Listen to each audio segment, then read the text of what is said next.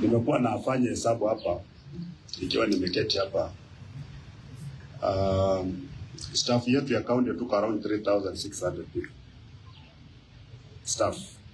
Kuanzia kwa governor all the way about 3,600. The entire population of Trans Nzoia is projected. Kwa sasa we are about 1.2 million. So ukichukua 3,600 divided by 1.2 million times 100, napata percentage gani? Wala abamu kwa na calculator. 3,600 divided by 1,200,000 times 100.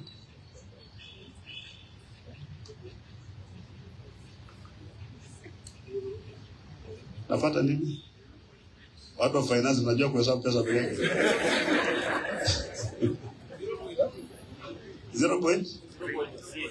0.3%.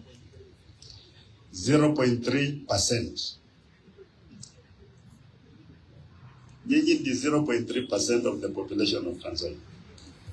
Kumaanisha kwamba 99.7% ya watu wa Trans Nzoia wafanyi kazi wa county government ya Trans Nzoia. 0.3% ni nyinyi. Is a very, very privileged position that you hold. Extremely privileged. And never at any one time imagine that because you are just among the 0.3%, therefore you are superior, you are more important, you know, to the others. These are positions of service. You've missed that point completely. They are positions of service. So when you are in government and you appear that you're more disgruntled even than those who are out there, then there's something missing. So wakati tunakuja hapa na tunaomba pia vijue kwamba as public officials of the service to our people, we are public servants, we are civil servants. Civil servants. Civility is key. And servant is about service. But one, that's key. So when you're out there, something is happening in your department and you are celebrating. Kwa sababu nafikiri Natembeya ndio ataulizwa maswali.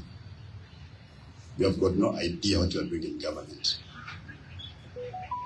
Because kuanzia kwa governor, all the way that person who cleans our offices, we are all servants for the people of Trans Nzoia.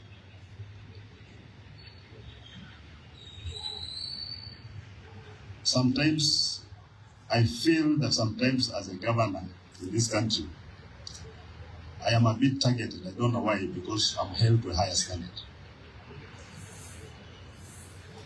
I've got no idea why. And even somehow, my own staff tend to hold me to that standard.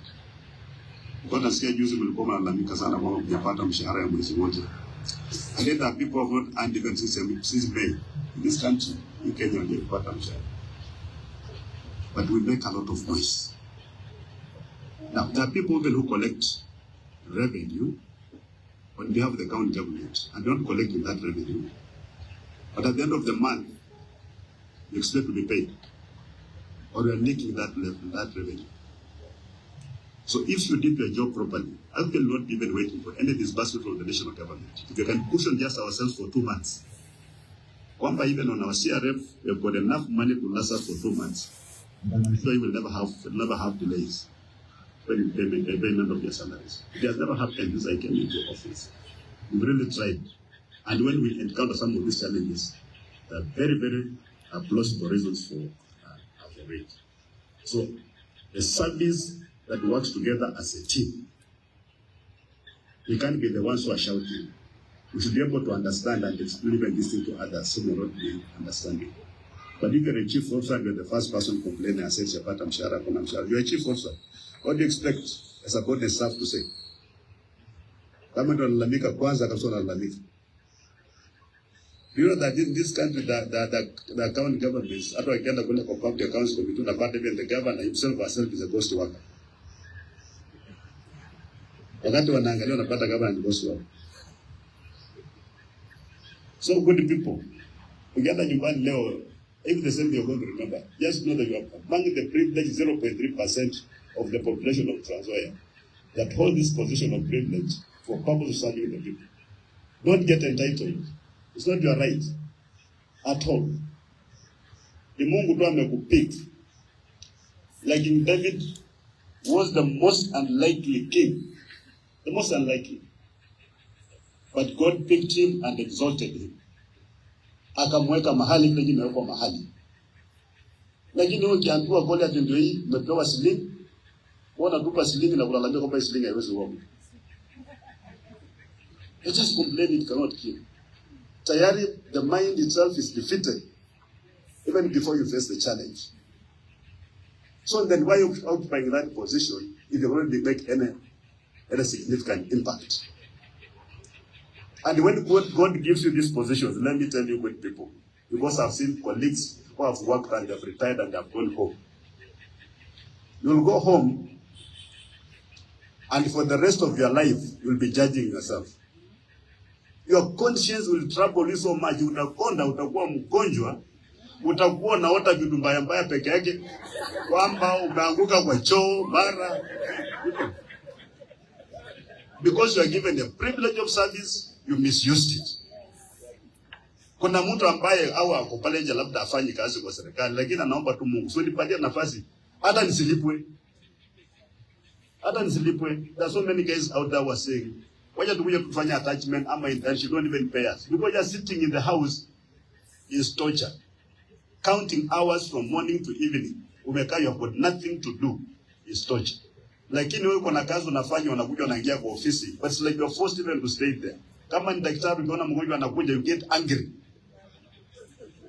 Mgonjwa anakuja na unakasirika. So why is that office?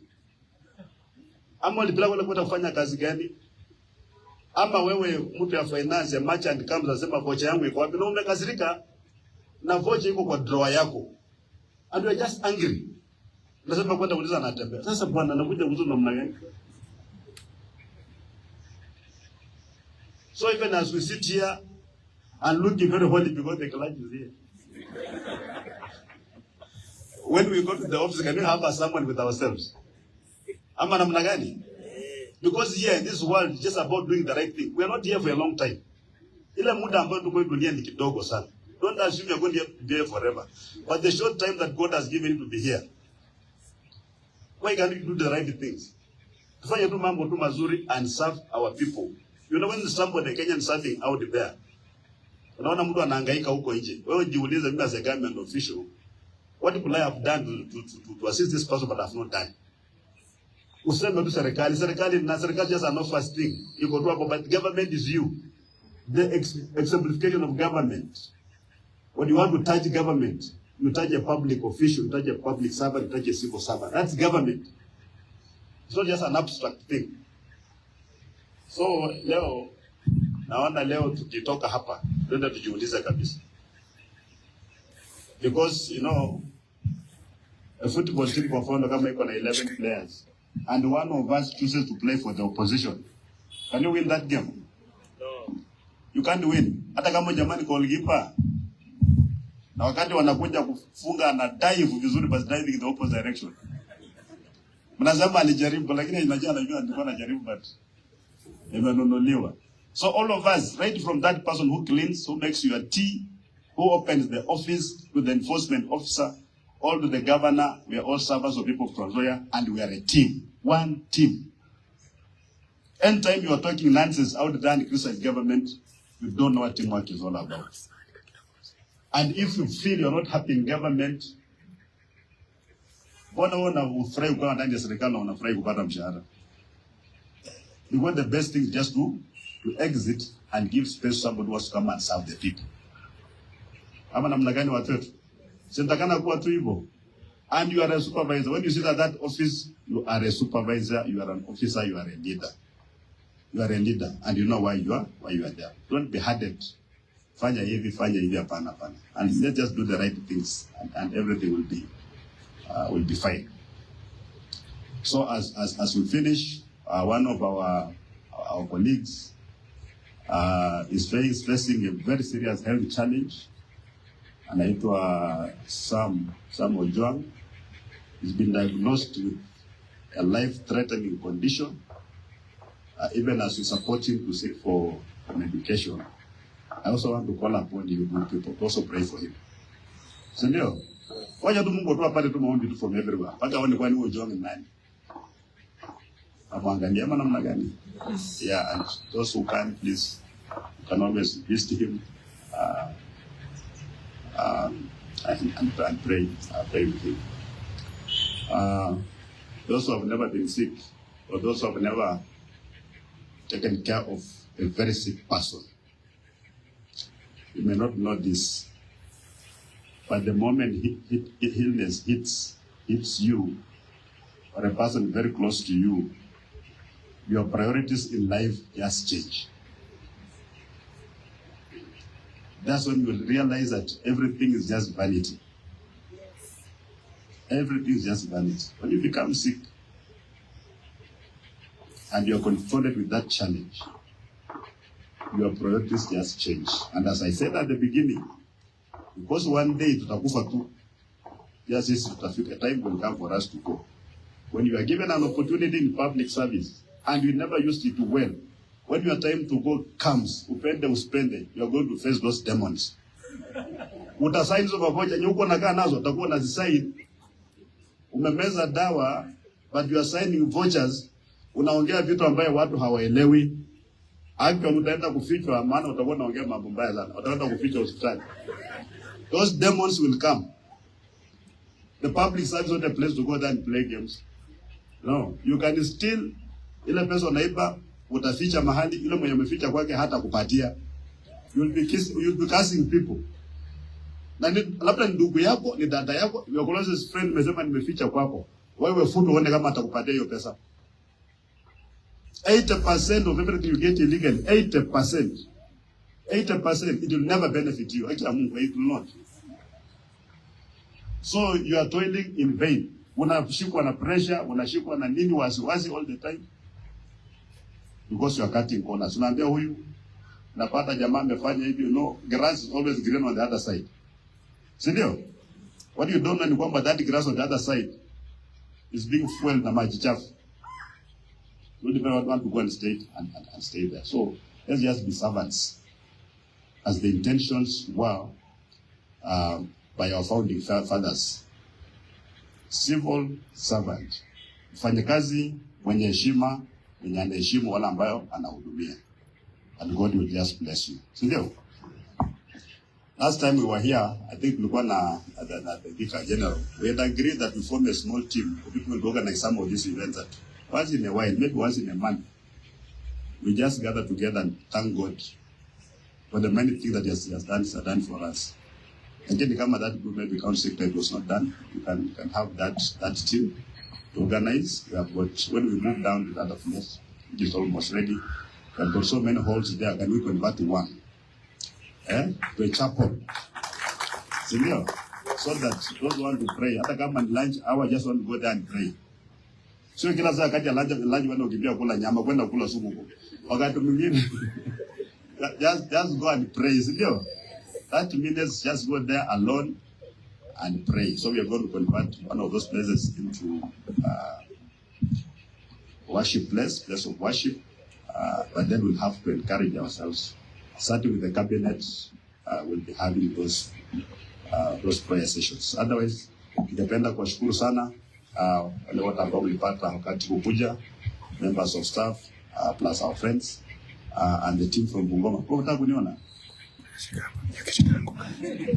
And the students from Bungoma, I think I see you. Vice Versa Halwenge.